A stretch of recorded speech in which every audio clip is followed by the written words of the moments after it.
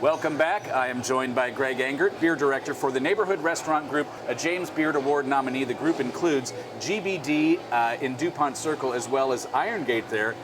You've got Columbia Firehouse and Vermilion in Old Town. Greg, it is always good to see you. Good to see you too. What's on tap this week? So this week we have a beautiful new beer from quickly becoming established local brewery. It's Union Craft Brewing out of Baltimore, Maryland. They're in the Woodbury neighborhood up in Baltimore, and we've done a beer or two from them in the past. They started in 2011, and they just are making their better and better beers. Our local scene has been so great to watch, especially recently, because it just seems like everybody's just getting better and better. And even better for all of us, they are starting to package. A lot of the newer breweries will start just with draft. So you're seeing bottles and cans of hyper fresh and oftentimes hoppy beers like this on our shelves. And this is a brand new release from them. It's called Double Duckpin. And it is a play on the very first beer they ever made. It's their flagship, which is called Duckpin. It's their session pale ale.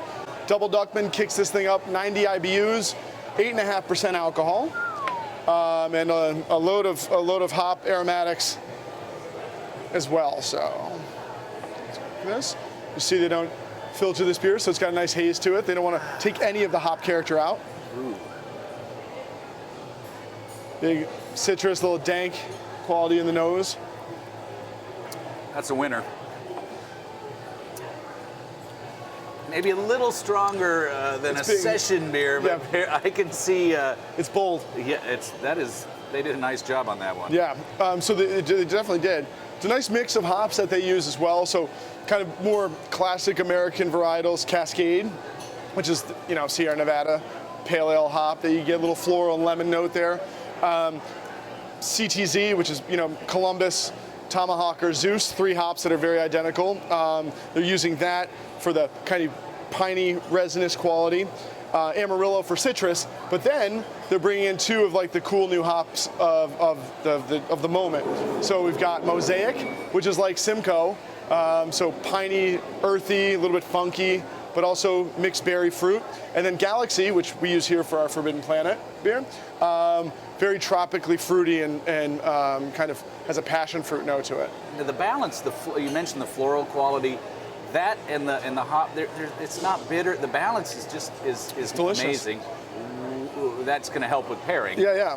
What would you pair it with? Yeah, so I think the citrus that I'm getting on this is just it's enormous and delicious. So I started thinking about some kind of flavors that I love with citrus, and I started thinking a lot about Indian food actually, which is really cool. Chutneys and such. But I drink IPAs. I love hoppy beers, especially citric heavy hoppy beers with Indian takeout all the time. I love Indian food. So like any kind of curry is going to pick up nicely with that kind of resin, pine, and fruit, but also like just a standard tandoori chicken is awesome with this as well. So. I've sort of fallen down on the job here, but WTOP's Beer of the Week, in conjunction with the Neighborhood Restaurant Group, is now more than 4 years old. So happy birthday to us.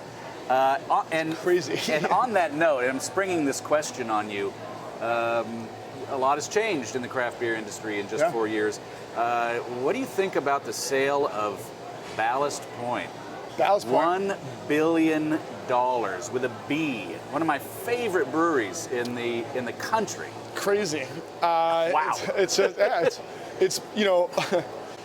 just, for the longest time, I think people have we love to consider certain products made, by smaller companies, oftentimes locally, as we like to kind of delineate between those and the business aspect that they, of course, are. But we tend not to think about that as much. And so craft has kind of there's always been like the non-business Right, yeah. beer, like there's big macro conglomerates that literally are trying to make money, and beer is the way they're trying to do it, rather than the craft guys who have always been trying to make beer and hoping they can make some money. Over time, slowly but surely, it's been going to a great point where you get to have it both ways, and I think that this is showcasing that. So there you have it. I mean, if the beer is fantastic, and all you're thinking is with your palate, then no big deal. Maybe there'll be more of it. Maybe it'll be more available. Maybe the pricing comes down. Who knows? But if you make decisions for other reasons, then maybe that would be an issue. But I think the biggest thing I can say about this is that we all need to start thinking, why do we buy the beers we buy? Because there's over 4,000 breweries now in America. Finally, more breweries than ever. 1873 was the high water mark until we just surpassed it. So there's more than ever. And there's a lot of great beer out there. There's a lot of good beer, and then there's some not so good beer. But it used to be, when there weren't so many breweries, like, you'd buy the beers that were well made and flavorful. And you wouldn't buy beers that were infected or not well made, right? But now there's tons of well-made beer out there on the shelves, and certain things that are creme de la creme that everyone's going to always buy. But how do you choose that IPA? That's where it comes down to. And I think that's where we're going to see some changes coming up. Do we buy local? Because these guys are making some damn good IPAs too, versus a brewery from afar, or versus a brewery from afar that's owned by a major corporation. I think that's what's going to be interesting to see how consumers react with their purchasing power.